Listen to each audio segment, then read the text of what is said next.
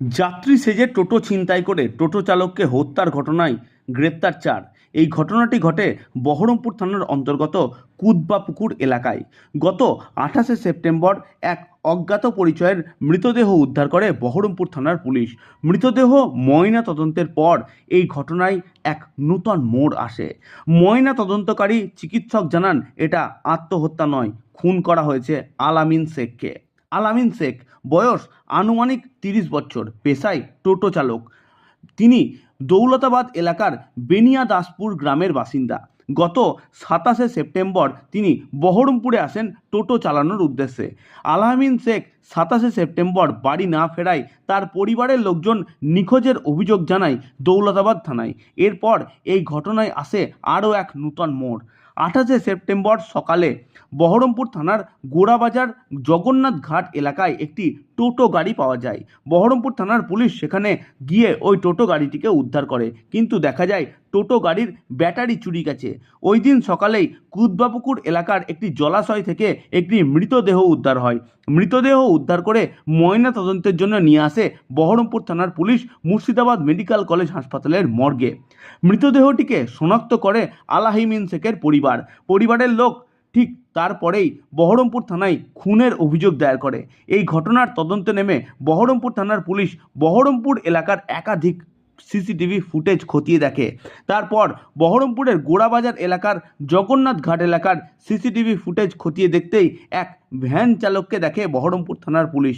Van চালকের নাম উকিল চৌধুরী, বাড়ি বহরমপুরের চুয়াপুর এলাকায়। তাকে জিজ্ঞাসাবাদ করতেই উঠে আসে আরও এক ব্যক্তির নাম সুজল হাজরা, যিনি ওই ভ্যান চালকের সঙ্গে ছিলেন ওই দিন। ওই ভ্যান চালককে জিজ্ঞাসাবাদ করতেই ভ্যান চালকের কাছ থেকে বেরিয়ে আসে টাকার প্রলোভন দেখিয়ে টোটো গাড়িতে চুরি করা ব্যাটারি ভ্যানে চাপানোর অনুরোধ করেছিল সুজল। তারপর বিক্রির উদ্দেশ্যে দুজনেই রওনা দেয়। তারপরে বেরিয়ে আসে একের পর এক তথ্য। অবশেষে আলাহিমিন শেখকে খুনের ঘটনা স্বীকার করে নেয় সুজল। অবশেষে বহরমপুর থানার পুলিশ আলাহিমিন শেখকে খুনের অভিযোগে 4জনকে গ্রেপ্তার করে। আজ আনুমানিক সকাল 11:30 নাগাদ বহরমপুর থানায় সাংবাদিকদের মুখোমুখি হয়ে এই বিষয়ে আরও বিস্তারিতভাবে জানালেন ডিএসপি ডিএনটি সুশান্ত রাজবংশী। তিনি কি বলেছেন আসুন আমরা শুনবো তার মুখ থেকেই বিস্তারিত। পোস্টমর্টেম করার পরে আমরা যিনি করেছেন সেই ডাক্তারবাবুর সাথে কথা বলে আমরা জানতে পারি যে সেটা একটা স্বাভাবিক মৃত্যু ছিল না, সেটা একটি হত্যার ঘটনা ছিল। তারপরে আমরা বহরমপুর থানার পুলিশ আমরা এই তদন্ত করে আমরা যেটা জানতে পারি যে এক ব্যক্তি যিনি যাত্রী ছিলেন তিনি ওকে মার্ডার করেন, যার নাম হচ্ছে সুজল হাজরা। তিনি, তার সাথে কোনো যে পূর্বের শত্রুতা ছিল সেরকম নয়। তিনি একটি আর্থিক সংকটে ভুগছিলেন এবং ঠিক পুজোর আগে তার হঠাৎ করে কিছু টাকার দরকার হয়েছিল। তখন সে ভেবেছিল যে আমি যদি ওই টোটোর ব্যাটারিগুলো বিক্রি করে আমি যদি হঠাৎ কিছু অর্থ উপার্জন করতে পারি তাহলে আমার সুবিধা হবে, এবং সেইটা ও প্ল্যান করে তারপরে সেই টোটোটাকে সে ওকে হত্যা করার পরে টোটোটা সে নিয়ে আসে, দিয়ে আমাদের এই বহরমপুরের গঙ্গার ধারে যে জগন্নাথ ঘাট আছে সেইখানে জগন্নাথ ঘাটে সেই ব্যাটারিগুলোকে সে ওখানে রিমুভ করে, মানে খুলে নেয়। তারপরে তার সহযোগী আরেকজন আছেন, তার নাম উকিল, তাকে ডেকে পাঠায়।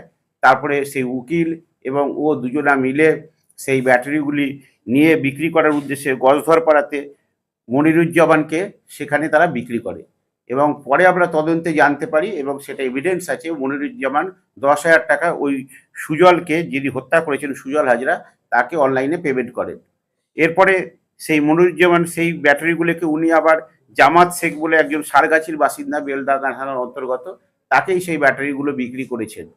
এই ঘটনাতে যে 4জন যে যুক্ত ছিল তাদের আমরা প্রত্যেককে আমরা গ্রেপ্তার করেছি, এবং তার মধ্যে একটু ভিন্ন রোল আছে বিভিন্ন জনের, কিন্তু এখানে হত্যাকারী একজনই আছে যার নাম আমরা আগেও বলেছি যে সুজল হাজরা, আর বাকিরা ওই ব্যাটারি চুরি বা ব্যাটারি বিক্রি বা ব্যাটারি রিসিভার এই সমস্ত ভূমিকা তাদের আছে, এবং এই ঘটনাতে যারা যুক্ত ছিল প্রত্যেককেই আমরা গ্রেপ্তার করেছি।